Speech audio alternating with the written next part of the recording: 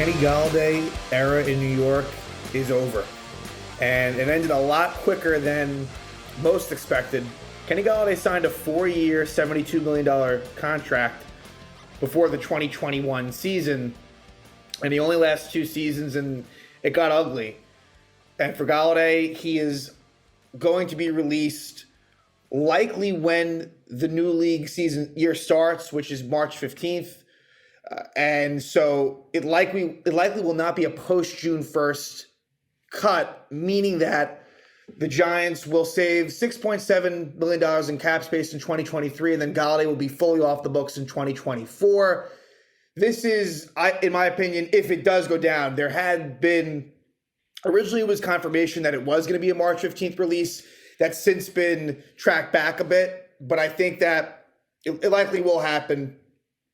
And so there's still almost $15 million in dead cap this season, but the Giants have a ton of cap space. So that's not a big deal. And so I think that's the right route to take, is let's just call it more short-term pain, long-term gain. So I think that's the right thing to do, is to release him before June 1st. And I would expect that to happen. And look, it was a disaster of a contract. One of the worst by Dave Gettleman. And look, you know, us Giant fans were mostly very excited about this contract. And so I think the only one that is definitely worse than this was the Nate Solder contract. That was the only one that was worse. And Golladay, look, I don't expect Kenny Golladay to ever really, he's not going to return to form. Will he be better as a Giant? Well, yeah, he should be. But let's talk about how this kind of transpired chronologically. So, and where it leads to now. Coming off the 2020 season, and at this point, you got Joe Judge, you have Jason Garrett. 2020 season was an encouraging one. The offense, of course, was not very good, but you felt like, all right, if the Giants can get a big receiver for Daniel Jones, who knows where things can go? And there was that optimism. And the Giants were able to land Kenny Golladay. Now, it was expensive at the time. It was expensive, even then. But I know I was, and most Giant fans were really looking forward to seeing Kenny Golladay as a Giant. And with Matt Stafford in Detroit, Golladay put up some pretty big numbers. Keep in mind, though, that in 2020, and this did rear its ugly head a little bit, where, you know, health was a concern for Golladay. More so, I'd say in both years, in 21 and 22, but it was really more ineffectiveness than injuries. But in 2020, he only played 5 games. He went off in 18 and 19. And in 19, he had 11 touchdowns, which was league leading. He actually had the most touchdown receptions, which is what makes the fact that he only had 1 touchdown as a Giant in his very last regular season game, from a catch, a really nice one from Davis Webb. It just makes it all the more perplexing and just a crazy situation. But Golladay was really good as a Lion. Had 2 seasons where he posted over 1,000 yards. Like I said, in 2018 and 2019. And you know, the health was good at that point. But 2020, like I said, only played 5 games. And so that was a concern at the time. But for Golladay, when you think back at games that he had, really only one comes to mind where he was actually really good. And that was that Saint game in week 4 in 2021, where he had 6 catches for 116 yards. Like I said, though, no touchdowns. But here's the thing.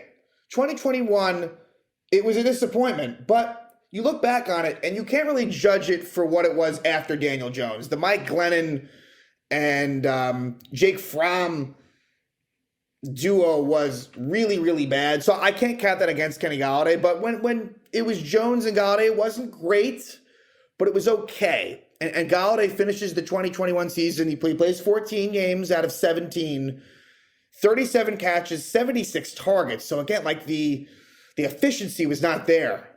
But 37 catches, 521 yards, again, no touchdowns. So Golladay at this point, it's a lot worse than what was expected, but it was still to the point where you go into the next season and it's a new regime. Brian Daboll comes to town and Daniel Jones is back healthy off of the neck injury. And there's reason to think, all right, like Kenny Golladay can turn this around.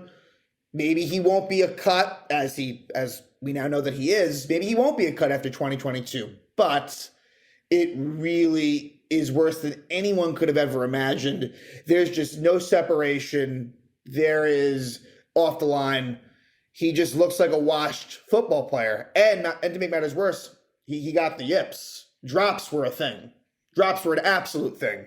So it was just as bad as it could be. He ends up playing 12 games in the regular season, 4 starts. I mean, he became a bench player. And it was 6 catches, 17 targets, 81 receiving yards, and 1 touchdown. Like I said, that one from Davis Webb. So he ends up getting a touchdown. And really, that and the block he had in the Viking playoff game were really his 2 brightest moments as a Giant. That was a great block. But just the fact that we even talk about that just goes to show how bad it got. And, you know, obviously he wasn't happy with the situation, but I give him credit. He was a good soldier. He didn't really complain much, didn't mope seemingly much. And, you know, he stayed out there in an awkward situation. So Kenny Golladay, you know, I'm sure a team will take a chance on him. I don't think that Golladay will really ever return to what he was with Detroit. And this really goes down as one of the biggest free agent busts in recent memory. Really, really bad. And, you know, it's Dave Gettleman.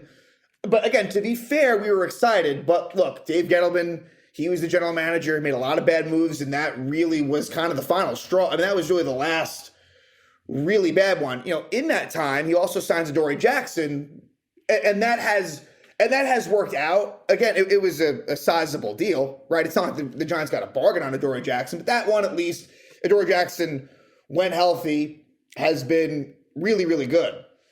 But Kenny Golladay, not at all. So where does that leave the Giants wide receiver room?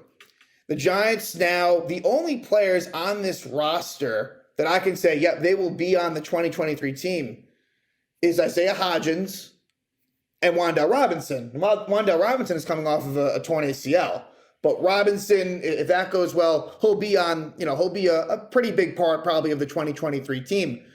But besides that, what else can you say? Now, technically, Colin Johnson, who impressed in training camp and got hurt right at the beginning. I guess he got hurt before preseason. I can't remember. Maybe he did play. I can't remember exactly the timeline on it. If he did play one preseason game, either way, he got hurt well before the regular season began. And so Colin Johnson, like, he might be someone that'll, fight for a roster spot, but nothing of real significance in all likelihood. You got Darius Slayton, who's going to be a free agent, and I just don't think he'll be back. I'm open to bringing him back, definitely, but I don't think it felt like, look, they really buried him early in the season, and then only when they absolutely needed him did he come back into the fold. Like, they were playing David Sills over Darius Slayton. So I don't think that, I think that he's been one of Dave Gettleman's best draft picks, honestly. Him and Julian Love are the only day 3 picks that have really become anything at all. And that was 4 seasons of drafts, 18 to 21. And yeah, I would say Slayton and Love are the only ones that really came out of there with anything that was, remotely positive. And so, right, there's Slayton that's probably on the way out. There's Richie James, who is probably on the way out as well. And even if he did come back, I'm not sure what the role would be. So again, the wide receiver room right now is light, and that's there's a lot of needs on this Giant team, and that's one of them. And a reason why it is one of them is because Kenny Golladay did not live up to expectation at all. And so now it's over. Kenny Golladay will be released by the Giants likely when the league year begins, which is March 15th. And so that will open up, like I said, $6.7 million in cap. There's still that 14.7 or so dead cap, but then they'll be fully off the books in 2024. And that, to me, is the most important thing. Let's not prolong this. You don't want to make this a post-June first cut, because I would say, take the ugliness early on here in 2023. And even with that being said, like I said, the Giants are in a good place as far as the cap goes. So it's really, to me, a no-brainer decision. I wish Kenny Golladay well, but it did not work out here. Again, Kenny Golladay cut by the New York Giants, and the Golladay era is over.